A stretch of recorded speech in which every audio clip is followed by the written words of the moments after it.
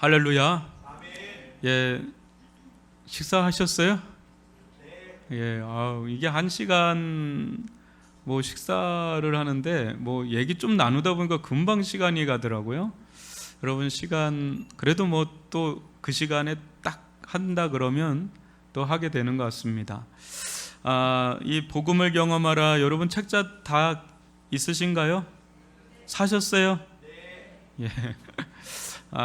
이 책자를 제가 좀 설명을 좀 해야 될 것 같아요. 오늘은 하여튼 제가 20분까지 합니다. 이렇게 그 어떤 진도를 시간으로 진도를 좀 자르려고 그래요. 안 그러면 저는 한도 끝도 없어가지고 하여튼 20분까지 해서 30분 정도 하겠습니다. 이 교재를 만든 좀 동기를 알면 여러분들이 이것을 하는 데 있어서 동기부여가 되지 않을까 싶어요. 제가 수영록교에 있을 때 지금 미국에서 목회하는 목사님하고 그 양육과 훈련, 그 전체 성도들의 양육과 훈련 커리를 같이 많이 짰어요. 같이 고민을 하다가 우리 성도들이 이 복음에 대해서 제대로 알고 있는가, 이거에 대한 굉장히 깊은 고심을 했었어요, 둘이. 그래서 오카노 목사님은 뭘 만들었죠? 제자 훈련을 만들었습니다. 근데 오카노 목사님이 독창적으로 만든 겁니까? 아니면 어디에 있는 것을 조금 교회화한 건가요? 어디에 있던 거를 교회화한 거죠. 어디에 있던 거? 선교단체에서 이미 내비게이터나 CCC나 UBF나 뭐 여러 이제 선교단체가에서 하던 제자 훈련을 교회화 시킨 분이 이제 오카노 목사님이에요.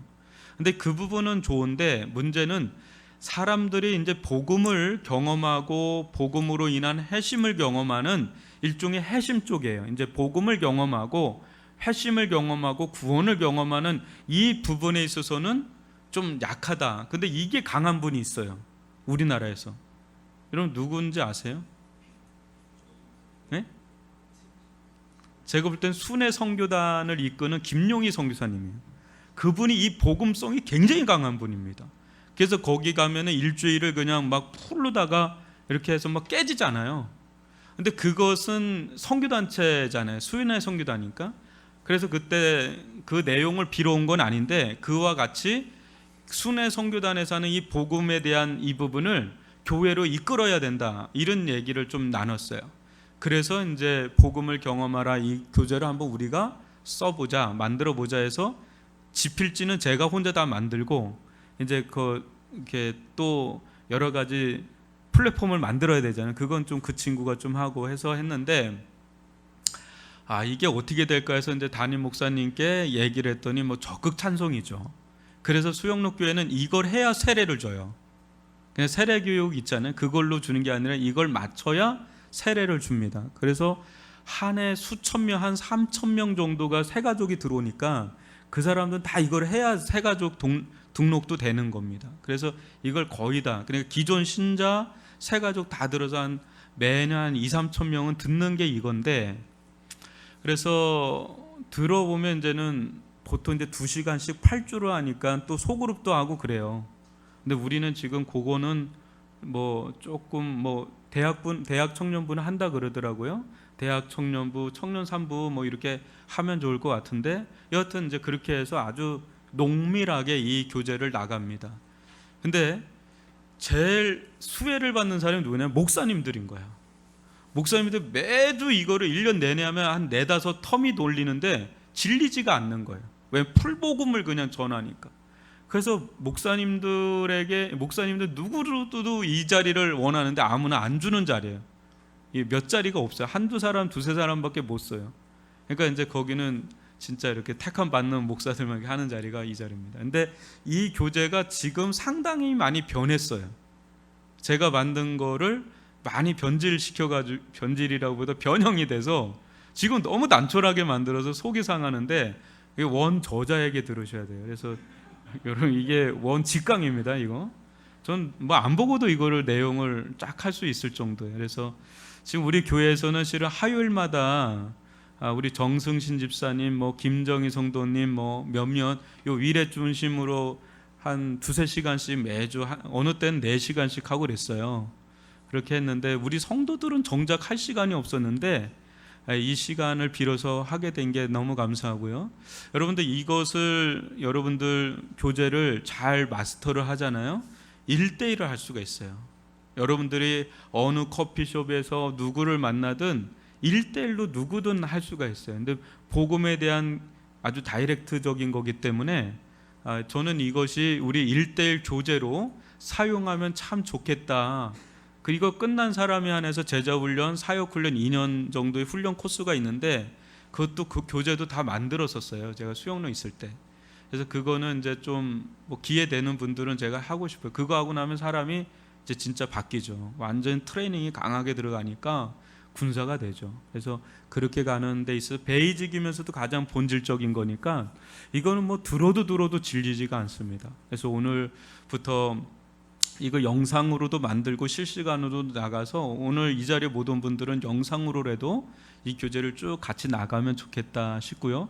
여러분 그 교재 집에 가서 예습해 오면 제일 장땡이고요. 제일 좋고요. 그게 난 못 갖고 올 것 같다 그러면 여기 놓고 가시면 저희가 잘 보관하고 있다가 일주일 뒤에 여러분들한테 이렇게 주도록 할 테니까 여러분들 이제 자유롭게 하시기를 바랍니다. 오늘 이제 첫 번째는요. 여러분 잘 아시지만 기독교의 흐름상 창조, 타락, 구속이라고 하는 도베이르의 어떤 공식이 있죠, 그죠? 그 사람이 만든 창조, 타락, 구속 이 기본적인 흐름이 있습니다. 근데 성경적인 흐름인데 저는 이제 성경 말씀을 가지고 여러분들과 함께 이 주제를 나갈 테니까 여러분들 그냥 성경 공부한다라는 생각도 하고 또 한번 이렇게 들어보시면 아마 도움이 많이 될 겁니다. 오늘은 좀 창세기 쪽으로 좀 가겠습니다. 이제 원점이 뭐냐 이 부분을 먼저 놓고 함께 말씀을 나가겠습니다. 오늘은 창조, 사람, 타락인데요. 한번 서론 부분을 졸린 분들은요 일어나서 이렇게 왔다 갔다 하셔도 됩니다. 조는 것보다는 일어나는 게 나아요. 그래서 지금 졸릴 시간이니까 왔다 갔다 해도 되니까 소리만 안 지르면 됩니다. 그래서 서론 부분을 같이 한번 읽어보죠. 시작. 많은 사람들이 이 세상이 어떻게 생겨났는지 의아할 때가 있습니다. 과연 진화론이 맞나 창조론이 맞나 싶습니다. 어떤 이들은 둘 다 내겐 별 의미가 없다 합니다. 이 세상은 어떻게 생겨난 것일까요? 당신이 세상에 사는 이유와 목적은 무엇입니까? 질문받는다면 우리는 무엇이라 말하겠습니까? 수많은 사람들이 무엇인가 열심을 다해 살아가지만 앞에서 달려가니까 따라가는 것 같습니다. 우리에겐 잠시 쉼표가 필요합니다. 멈춰서서 우리 존재 밑바닥에 떠돌아다니는 인생의 목적이 무엇인가? 이 질문의 답변을 찾아야 합니다. 그 첫 시간을 열도록 하겠습니다. 함께 8주간 말씀의 길을 따라 진리를 찾는 행복한 동행자가 되길 바랍니다. 아멘. 여러분들은 인생의 사는 이유와 목적을 발견하신 분들이에요. 이 자리에 이렇게 교회 나오고 또 이렇게 신앙생활하는 분들은 그냥 여기 있는 게 아니잖아요. 여기에 그냥 있기에는 턱이 너무 높습니다. 근데 내가 여기 있어야 될 이유, 그 목적을 알기 때문에 먼 걸음을 마다하지 않고 또 이 자리에 이렇게 앉아 계신 거예요. 그러나 여러분, 우리 말고 다른 사람들도 인생의 이유와 목적이 없느냐? 다 있어요. 어떤 사람은 또 없기도 하고 다양하게 있지만은 정말 참 내가 이 세상에 태어난 이유가 뭐냐? 왜? 또 무엇을? 이것을 다 그 해결점을 가지고 살아가는 이가 얼마나 될까? 제가 신대원 다닐 때 서울대 철학과를 나온 그 전도사님이 계셨어요. 가장 뭐 명석한 사람이죠. 그 친구한테 제가 물었어요. 전사님, 철학은 뭡니까? 그러니까 저한테 딱 한마디 하더라고요. 전사님, 철학은 그냥 물음표예요. 그런 거예요. 왜 물음표예요? 왜 그렇게 얘기하시는 거예요? 그랬더니 철학은 마침표가 되는 순간에 철학은 끝나는 거라는 거예요. 그 철학이 지금도 지속되는 이유는 물음표예요. 아직 마침표가 안 왔다는 거죠. 여러분, 세상에 수많은 지혜자들이 많아요. 유튜브 한번 보세요. 얼마나 많은 그냥 뭐 쏟아내는 사람들이 얼마나 많은지 몰라요. 그런데 철학은 답을 못 줘요. 답을 내릴 수가 없어요. 오직 진리만이 답을 내리는 줄 믿습니다.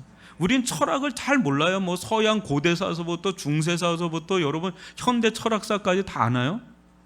다 알아도 캐션 마크인데, 근데요, 창세기 1장 1절만 깨달아도 인생이 끝나버려요. 뭐죠?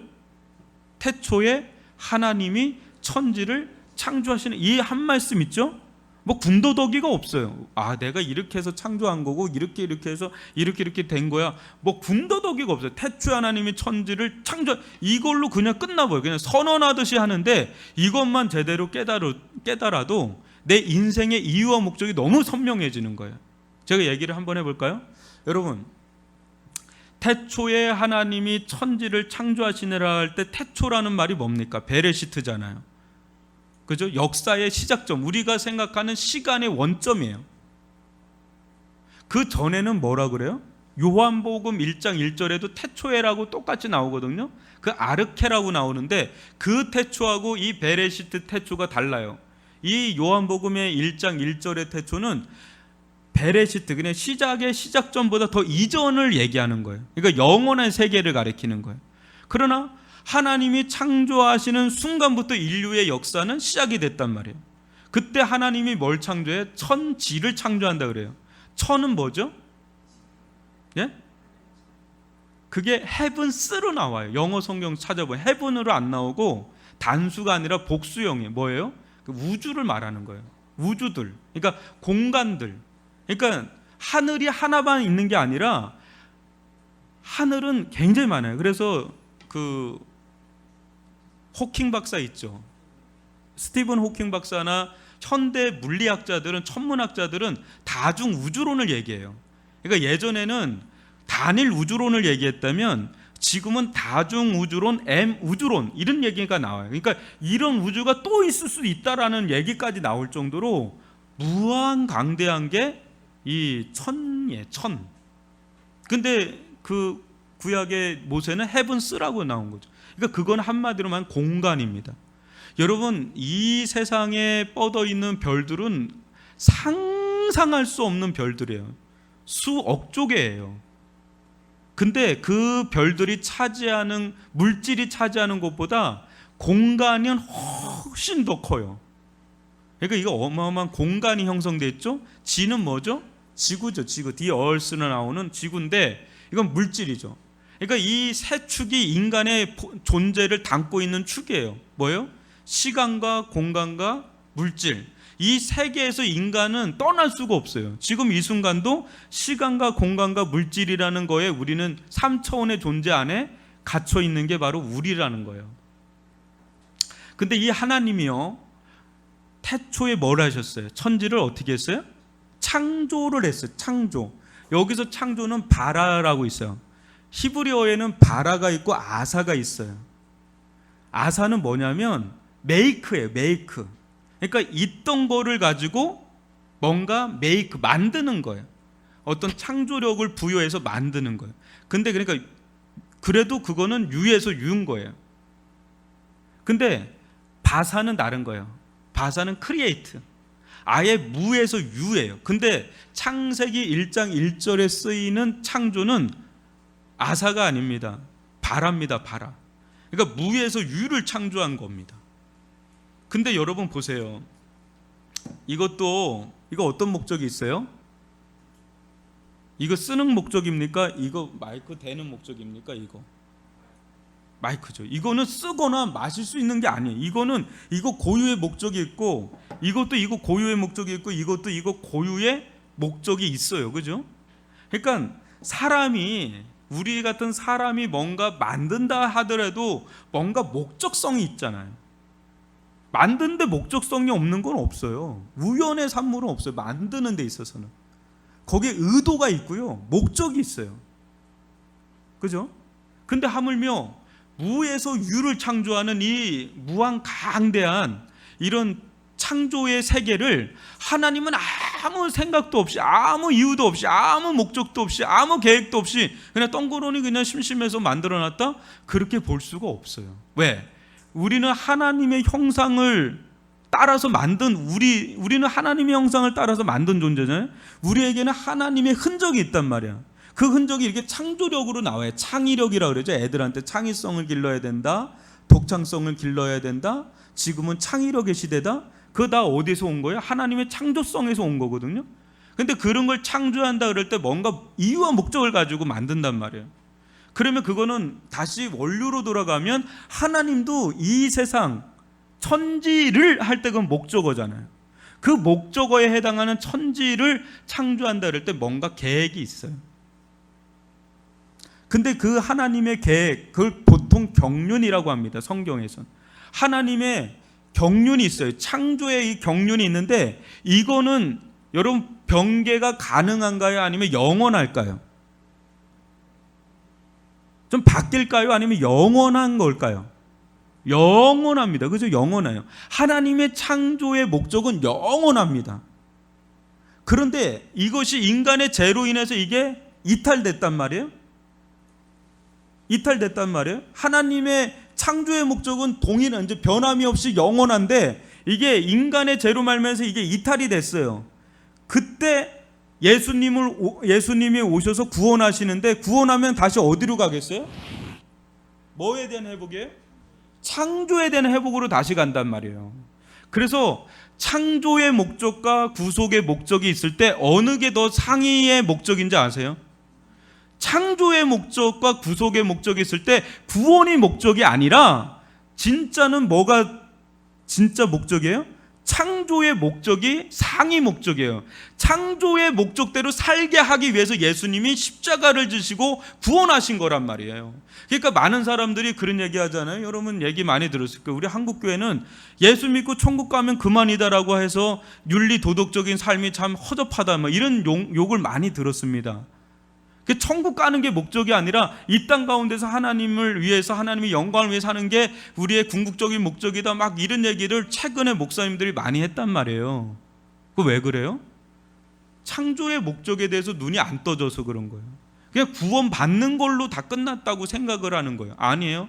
구원받아서 하나님 나라 가는 것도 중요하지만 궁극적으로 하나님이 원하시는 것은 이탈됐던 창조의 목적이 구원을, 예수의 십자가 부활의 복음을 통해서 다시 회복돼서 창조의 목적대로 사는 거예요. 그럼 창조의 목적이 뭘까요? 그럼 창조의 목적이 뭘까? 이거를 조금 쉽게 얘기를 할게요. 쉽게 얘기하면 여러분 이렇게 태양이 있다고 보세요. 태양이 있으면 태양에서 뭐가 나와요? 빛하고 열이 나가잖아요. 그래서 쫙 나가는데 달은 어떻죠? 달은 반사체입니까? 발광체입니까? 스스로 빛을 내는 게 발광체고요. 스스로 빛은 내지 않지만 다른 빛을 받아서 반사하듯이 하는 게 반사체예요. 태양은 뭡니까? 발광체예요. 그래서 별이라고 하는 거예요. 항성이라고 그래요. 그래서 별이라고 그래요. 지구는 별이 아닙니다. 행성이에요. 행성. 나머지는 다 행성이에요. 이 태양계에서 별은 하나밖에 없어요. 태양. 나머지는 다 행성이에요. 그런데 달은 어떻죠? 태양의 빛을 받아서 어떻게 해요? 빛을 발산하잖아요. 이것을 한번 여러분들이 이 그림을 가지고 성경을 보면 하나님은 그 자체로 영광이십니까? 아닙니까? 그 자체로 영광이죠. 그죠? 완전한 영광인가요? 아니면 결핍된 영광인가요? 부족한 영광인가요? 완전한 영광이죠. 그 말은 하나님의 영광에 우리가 영광을 보탤 수도 뺄 수도 없다라는 거예요. 하나님 그 자체는 완전한 영광이라는 거예요. 근데 하나님은 이 완전한 영광이긴 한데 이 영광이 자기에게서 머무는 게 아니라 너무 충만해서 흘러 넘칠 정도예요. 흘러 넘치다 보니까 어떻게 돼요? 그것이 뭘로 나타났냐면 창조로 나타난 겁니다. 뒤에 좀 살펴볼 건데 창조로 나타나는데 여러분 달은 어때요? 자기에겐 빛이 없지만 태양을 받으면 그 빛을 발산하잖아요. 이렇게. 그래서 발산체라고 그러거든요. 반사체, 발산체 이렇게 얘기를 해요. 그럼 여러분 성경을 보면 하나님 자체가 영광이지만 또 이 하나님 자체의 그 영광이 이 세상에 나타날 때가 있습니까? 없습니까? 있죠. 뭐 제가 일례로 쭉 한번 들어볼까요? 홍해 심판, 노아 심판은 하나님의 영광의 현현입니까? 아닙니까? 그거죠. 또 여러분, 홍해가 갈라지는 거 하나님의 영광의 나타남입니까? 아닙니까? 요단강에 갈라지고 성막에 하나님의 셰키나가 임하고 이런 것도 하나님의 영광입니까? 아닙니까? 또 예수님이 오병이어 기적을 하고 무리를 걷고 나사로를 살리고 이런 것도 하나님의 영광의 나타남입니까? 아닙니까? 나타남입니다. 우리가 기도하는 이유가 뭐죠? 하나님 자체, 그냥 그 자체는 볼 수도 없어요. 우리가 보면 우린 죽어요. 감당을 못해요. 근데 우리가 기도하고 우리가 순종하는 삶 속에서 어때요? 하나님의 우리 삶 속에 역사하는 걸 경험할 때가 있잖아요. 그때 우리는 하나님의 영광과 능력과 권세와 지혜를 봅니다. 그죠? 경험한 적 있죠? 좀 끄덕 좀 해주세요. 그렇잖아요. 그런 신앙의 체험들이 있잖아요. 그때 여러분들은 어떤 반응을 해요? 하나님의 영광을 보고 어때요? 하나님께 경배하잖아요.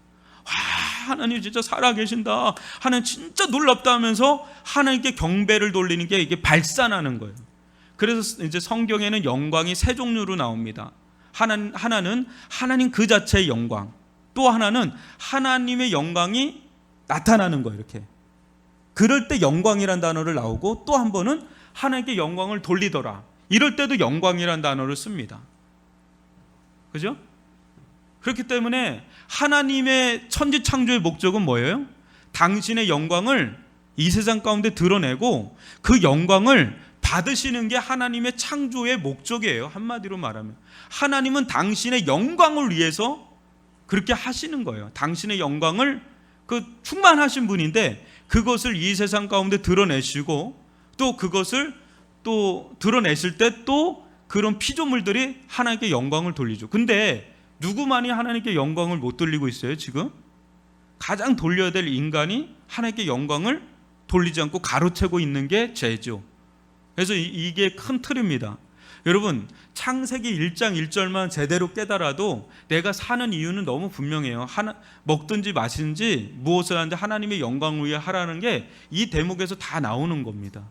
그래서 이것을 여러분들이 마음에 가지고 이 전체 이 8가 이 8가가 되는 이 전체 흐름이 이렇게 잡혀 있는 거예요. 그래서 왜 복음이 중요하냐? 복음은 하나님의 창조의 목적으로 돌아가게 하는 가장 중대한 역할을 하기 때문에 가장 중요한 겁니다. 그래서 하나님께서 원래 이 세상을 창조한 대로 돌아가게끔 하는 능력이 바로 복음의 능력이에요. 그래서 이 부분을 가지고 여러분들 이런 큰 틀을 가지고 저를 따라오시면 됩니다. 여러분, 1파트 광대한 창조의 세계, 그 아름다운 영광인데요, 한번 1번을 같이 한번 읽어보죠. 시작. 태초에 하나님이 천지를 창조하셨습니다. 창조 세계의 장엄함과 선세함 속에 하나님의 아름다운 영광이 깃들어 있습니다. 하나님의 고백이 무엇입니까? 여러분, 창세기 1장 31절 읽어볼까요? 시작. 하나님이 지으신 모든 것을 보시니 보시기에 심히 좋았더라. 저녁이 되고 아침이 되니 이는 여섯째 날이라. 여러분, 창세기 1장을 여러분 읽어보시면 알지만 하나님의 마지막 고백입니다. 여섯째 날, 그러니까 인간까지 다 창조하고 난 뒤에 하나님의 고백이 뭐예요? 하나님이 지으신 그 모든 것을 보시니 보시기에 어떻다 그래요? 어떻게 좋았대요? 그냥 좋은 게 아니라 어떻게 해요? 심히 좋았다. 그 전까지는 첫째 날, 둘째 날, 셋째 날, 넷째 날, 다섯째 날은 좋았더라만 나와요. 근데 여섯째 날 완성되고 날 때는 부사 하나가 더 붙어요. 심이라는 단어가 붙습니다. 그러니까 이 말은 완성됐다라는 거예요. 하나님이 계획하신 게 있는데, 뜻하신 게 있는데 그게 완벽하게 지금 창조가 됐구나. 거기에서 오는 하나님의 무한한 기쁨이에요. 이건 좀 뒤에서 살펴보겠습니다. 여러분, 여기서 좋았더라는 건 토부, 우리 토부 제자방도 있는데 선하였더라는 거예요. 하나님이 계획하신 의도대로 그대로 지어졌구나. 원래 창조한 계획대로 그대로 됐구나. 이런 고백이에요. 그래, 심히 좋았다, 이렇게 표현을 하는데, 여러분, 하나님은요 창조의 세계를 한번 보세요. 장엄한 세계도 있지만 여러분 DNA를 연구해 봤습니까? DNA를 연구한 프랜시스 이제 그 박사가 있어요. 그 신의 언어라는 책을 낸 분이 있는데 그 사람이 DNA를 연구해서 발표한 최초의 학자예요. 그 그룹에 있는 사람인데 그 사람은 날마다 자기 연구실이 예배의 처소였다 그래요. 너무 경이로워서 우리 안에 있는 그 DNA 구조는 너무 창조주의 너무너무 놀라운 손길, 그 아주 우리 눈에 안 보이잖아요. 거기서 자기는 매일같이 무릎을 꿇고 마치 성령 세례를 받은 것처럼 예배를 했다 그래요. 여러분 잠자리에 눈 그 알을 한번 현미경으로 본 적이 있어요? 총천연색이 얼마나 아름다운지 몰라요. 예수님 그러잖아요. 백합화를 봐라. 들에 피는 꽃을 봐. 그것도요 그 안에 들어가잖아요. 솔로몬이 입은 영광보다 더 아름다워요. 더 아름다워. 그 인간이 만들어낼 수가 없어요. 인간이 아무리 기술이 발달해도 머리카락을 만들 수 있을 것 같아요? 피를 만들 수 있을 것 같아요? DNA를 만들 수 있을 것 같아요? 못 만듭니다. 이거는 너무너무 놀라운 거예요. 근데 이 미세한 아주 미시적인 것도 이게 대단한데, 마이크로적인 것도 대단한데, 여러분 한번 생각을 해보세요. 이 우주를 한번 연구해 봤어요? 저는 요즘에 칼 세이건의 그 책을 좀 읽고 있거든요. 코스모스라는 걸 좀 읽는데 경이롭습니다. 경이로워요. 정말 경이로워요. 너무너무 이건 말로 형용할 수가 없어요. 그러니까 이 우주를 연구하면 연구할수록 회개가 돼. 내가 믿는 하나님을 내가 너무 작게 여기고 있다, 우습게 여기고 있구나, 함부로 여기고 있구나. 그럴 만한 분이 아닌데, 이 무한강대하신 분인데 이런 분을 내가 진짜 우습게 여기고 회개가 되는 거예요. 그래서 일반 자연 학문을 공부해야지 더 눈이 열리는 거예요. 여러분 하나님은 정말 우리가 어떻게 그 우주를 보면서 뭘 보는 거예요? 하나님의 무한성을 보는 거예요. 하나님의 강대성을 경험하는 거예요. 우리가 하나님의 무한하심과 강대하심과 영원하심을 어떻게 알겠어요? 그 세계를. 근데 그나마 우주를 보면서 이게 영원이라는 게 이런 거일 수 있겠다는 개념을 배우는 거예요. 무한하다는 게 이런 개념일 수 있겠구나, 강대하다는 게 이런 개념일 수 있겠구나. 또 아주 미세적으로 들어가면 그게 소우주야. 아주 막 대우주도 있지만 소우주도 얼마나 깊은지 몰라요. 그 원자의 세계는 아직도 깊어요. 저는 이제 공대생이니까 원자에 대해서 많이 공부했는데, 여러분 원자는 아직도 그게 식별이 돼서 그런 게 아니에요. 그냥 나타나는 현상으로 그냥 원자가 있을 거다 이러는 거예요. 그 세계를 우리가 또 볼 수가 없는 세계예요. 그러니까 하나님의 신묘막측함은 이런 말할 수가 없단 말이죠. 여러분 그런 가운데 이 하나님의 그 창조의 아름다움이 얼마나 놀라운지를 우리가 좀 봐야 되는 거죠. 그래서 칼빈 선생이 그런 얘기했잖아요. 창조의 세계는 하나님의 극장이라고.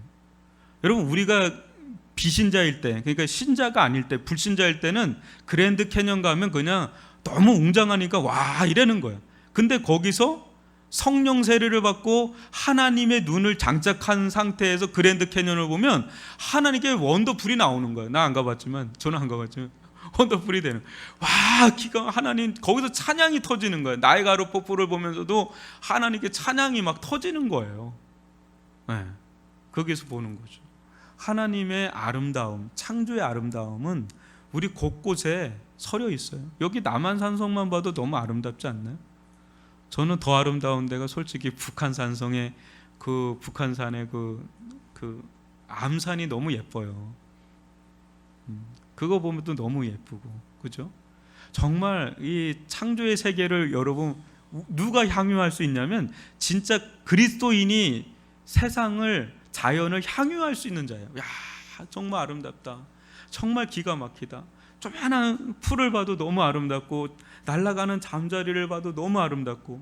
여러분들이 구원받고 난 다음에 너무 그런 경험하지 않나요?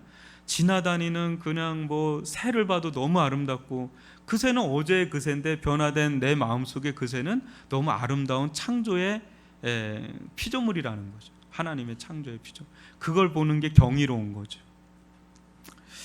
여러분 1번에 보시면 같이 좀 읽어볼까요? 시작. 당신은 창조된 세계 속에서 하나님의 아름다운 영광을 발견한 적이 있습니까? 이게 지금 얘기한 겁니다. 여러분, 우리 일생에 한번 제가 여러분들에게 과제를 줄게요. 여러분들, 하나님의 창조된 세계는 오늘 마가복음을 나가면서도 그랬지만 세상은 모두 누구의 것이라고요? 하나님의 것이잖아요.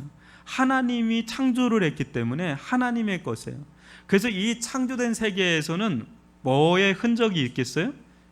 하나님의 흔적이 있어요. 작은 것부터 큰 거에 이르기까지. 그래서 여러분 한번 보세요. 이런 신앙의 눈으로 하나님을 찾아보세요.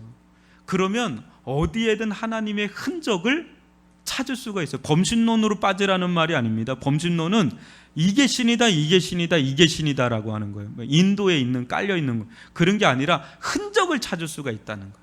야, 여기서 이런 흔적이 있고 저기서는 하나님의 흔적이 이렇게 나타나고 막 이렇게 나타나고 막 그런 것을 우리가 발견하는 거예요. 저는 그게 제일 기도 제목이에요. 아, 요즘 세상에서 왜 이렇게 폭우가 쏟아지지? 그 가운데 하나님의 통치와 다스림은 어떻게 나타나는 거지? 코로나 속에서는 하나님의 역사는 어떻게 나타나는 거지를 자꾸 발견하고 싶은 거야. 뭔가 있으니까. 그죠? 그런 걸 할 때 거기서 인사이트가 생기는 거야. 창조의 인사이트가 생기는 거죠. 영적인 인사이트가 생기는 거죠.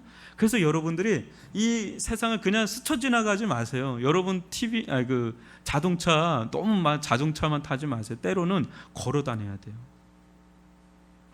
자동차는 풍광을 볼 수가 없어요. 속도예요. 근데 걸어 다니면 아주 사소한 것들이 보이기 시작해요. 그 사소함 속에 하나님의 흔적을 발견할 수가 있단 말이죠. 그런 은혜를 누릴 수 있기를 바랍니다. 시간이 다 됐습니다. 여기서 끝나겠습니다. 보통 이렇게 하면 더 해달라고 그러는데 좀 참겠습니다. 그래서 여러분, 오늘은 좀 서론격으로 재밌죠? 딱 30분 하니까 좋죠? 오늘은 여기까지 하고 다음에 본격적으로 2번부터 해서 계속 나갈 테니까 여러분들 들으시길 바랍니다.